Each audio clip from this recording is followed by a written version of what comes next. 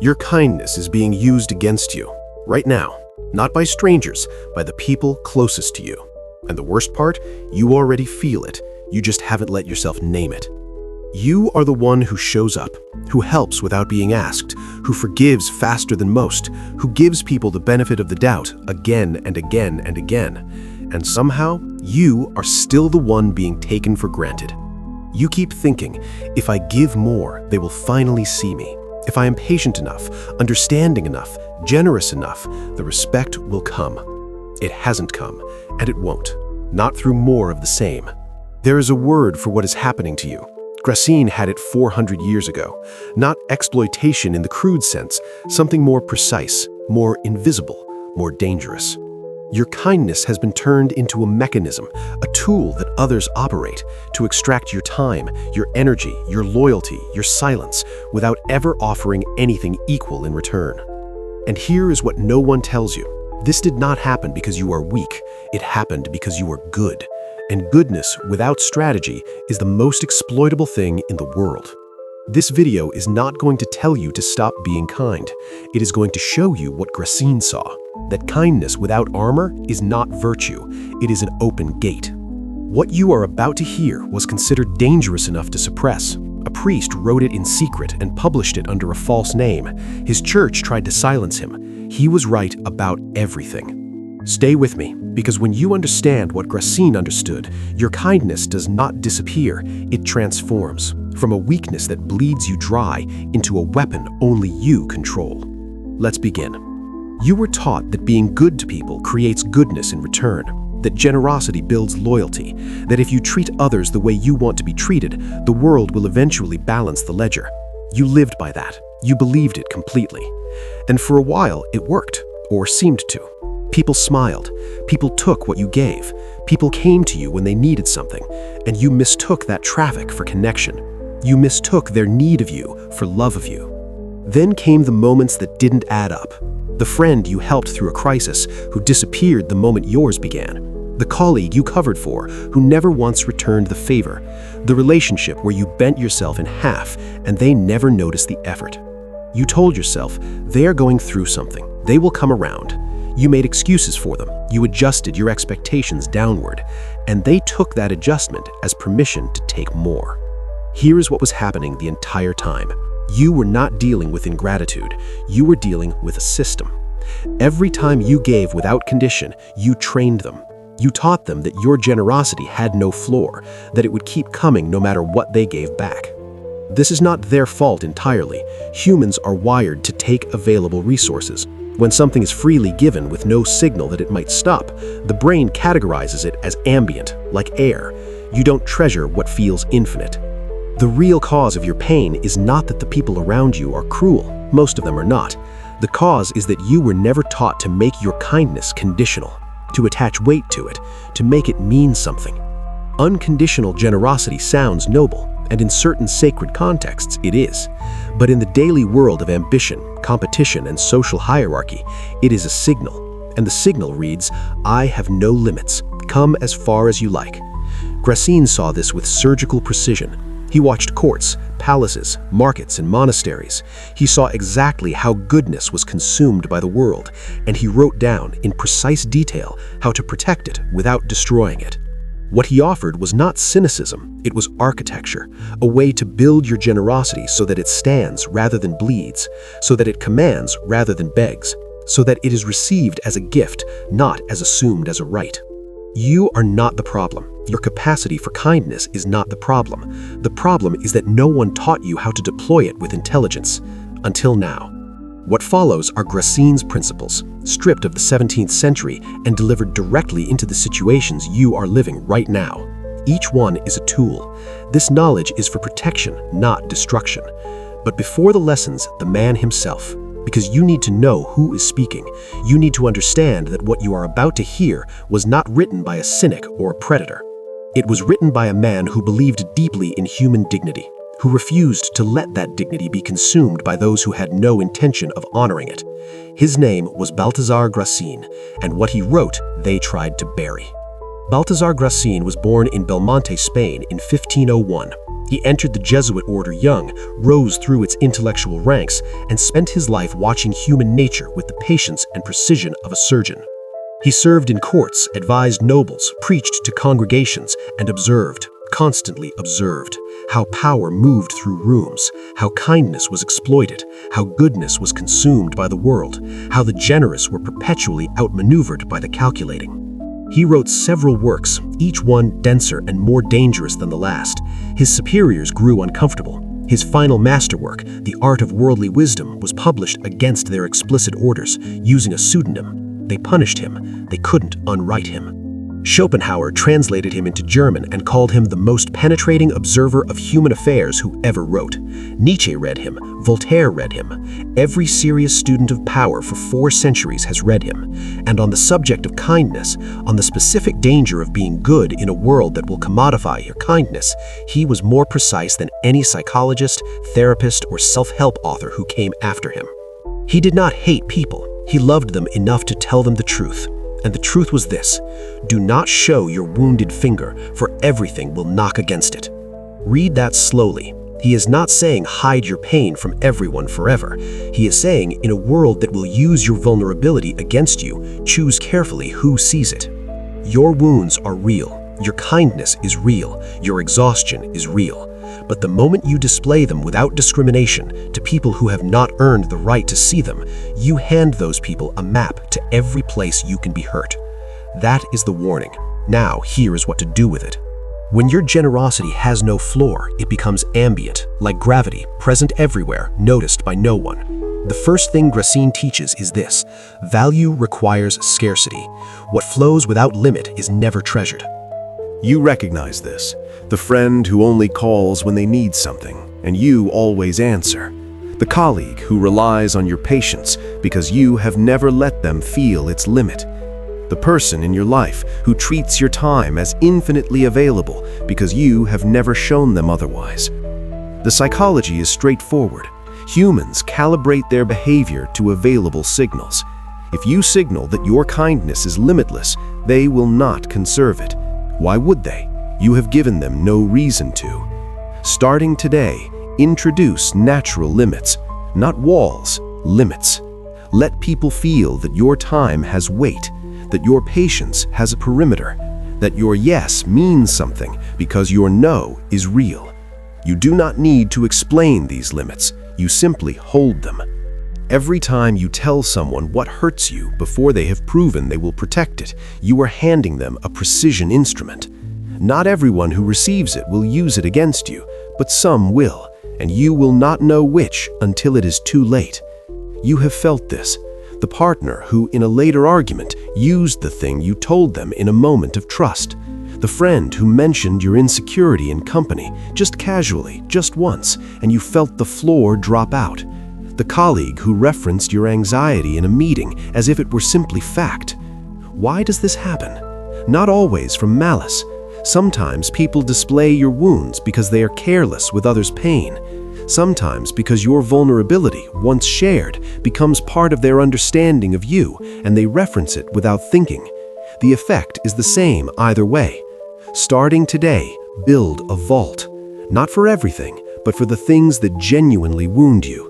Share them only with those who have already demonstrated, through action over time, that they handle others' pain with care. Let your wounds heal in private before you display the scar. The man who gives to everyone is appreciated by no one. The man who gives selectively, who reserves his finest attention, his deepest loyalty, his most generous acts for those who have earned them, creates something that everyone in the room can feel, even those who have not received it. You have distributed yourself equally across people who were not equal in what they gave you. You answered every call with the same energy. You showed up for everyone with the same depth, and the result was that none of them fully valued what they received, because all of them received it regardless of merit. Psychologically, we value things in proportion to what they cost us: effort, time, loyalty. When you give your best to everyone, it costs them nothing to receive it, and they price it accordingly. Starting today, tiered generosity. Your deepest self, Your time, your real attention, your finest loyalty goes only to those who have demonstrated they will steward it. Everyone else receives courtesy. That is enough. Courtesy is not coldness, it is the appropriate measure. The moment someone knows the maximum of what you would do for them, they stop at exactly that maximum, and sometimes they push past it, because you have shown them where the ceiling is, and the ceiling becomes the floor. You have done this. You told someone you would always be there for them, and then had to watch them test that promise to its limits. You said you understood, and they took that understanding as a license to repeat the behavior. You showed them your full hand before the game was won. The psychology here is one of anchoring. When you declare your maximum, you anchor their expectations at that level. They stop being grateful for what they received and begin to feel entitled to what you declared. The declaration turned a gift into a debt you owe them. Starting today, let your generosity arrive as a surprise, not a promise. Give, but do not declare in advance what you will give. Let your actions exceed what was expected, rather than fall short of what was announced. The gap between expectation and reality is where gratitude lives. There is a kind of person who will never return what you give them, not because they are incapable of generosity, but because they have learned that generosity is not required with you. They have learned that you will give regardless. These people are not your people. You know exactly who this person is in your life.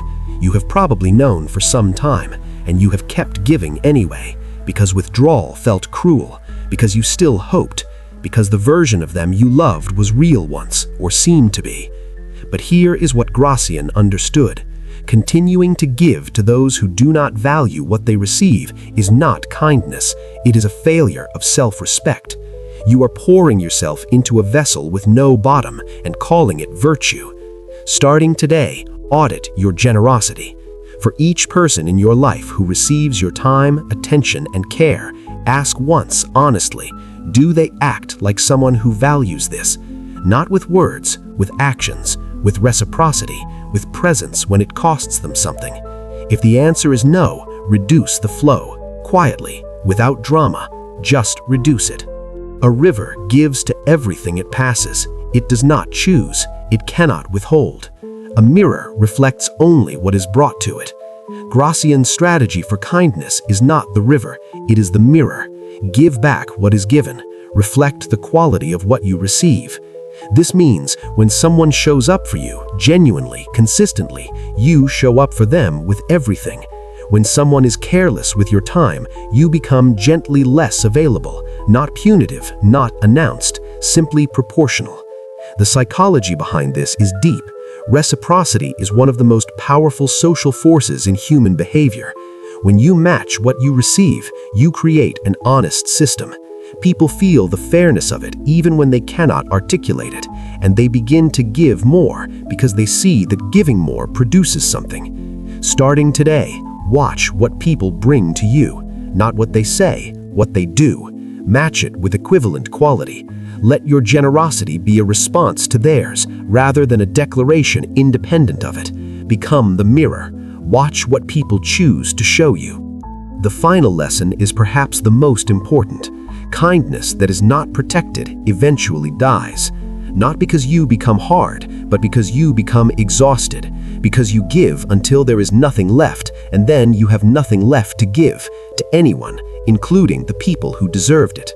You have felt this, the point where you stopped trusting your own instinct to be generous because it had been used against you too many times, where you flinched before giving, even to people who were safe, where the warmth that was natural to you began to feel dangerous. Gracián's strategy is designed not to make you cold, it is designed to prevent that depletion, to ensure that the part of you that is capable of genuine connection, genuine generosity, genuine love, survives long enough to find the people and places that deserve it. Starting today, treat your capacity for kindness as a resource that requires stewardship. Rest it when it is depleted, guard it from those who consume without contributing, invest it where it grows.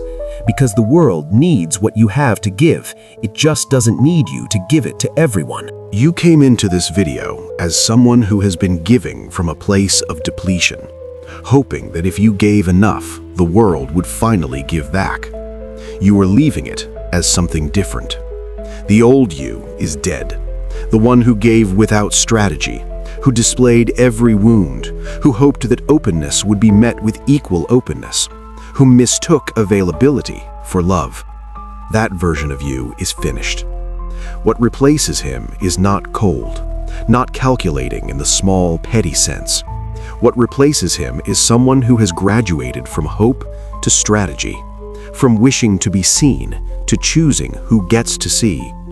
You are a weapon, pointed at your own future.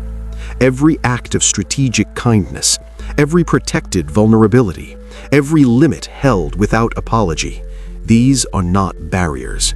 They are precision. The precision of someone building something that lasts. You belong to no one. Not to the people who have spent years treating your kindness as a resource they are entitled to. Not to the version of yourself that kept giving past the point of dignity. Not to the social scripts that told you generosity without limit was virtue. You belong to your own becoming. Gracián watched courts collapse because their most generous members were bled dry by those who mistook generosity for weakness. He watched the kind exhausted into bitterness. He wrote his warnings in the hope that someone would read them before it was too late. You read them in time. Do not waste that. The people who deserve your kindness, the ones who give back, who protect what you share, who show up when it costs them, those people are out there. Some of them are already in your life. Your work now is to direct your finest self toward them, and to stop directing it toward people who were never going to honor it. This is not bitterness. This is not revenge. This is the most loving thing you can do for yourself and for everyone who has ever genuinely needed you. Protect the source so the water keeps flowing to the people who will not waste it. Now, walk differently. If something in this video landed, if you felt something shift, then you already know what this channel is. I am not going to tell you to subscribe. I am going to tell you what happens if you do. Every week we go deeper into Gracián, Machiavelli, Seneca, Marcus Aurelius, Sun Tzu, into every philosopher who looked at the machinery of human nature without flinching and left a map for those willing to read it. This is a channel for people who are done being the most exploitable person in the room, who are building something in themselves, in their lives, and who need the clearest possible thinking to do it. The button is there. It is your choice. Either way, take what Gracián gave you today and use it somewhere that matters. Before you go, one question. Leave it in the comments and think about it for the next 3 days. Who in your life has been treating your kindness as a resource they are entitled to? And what would change if you simply stopped explaining yourself to them?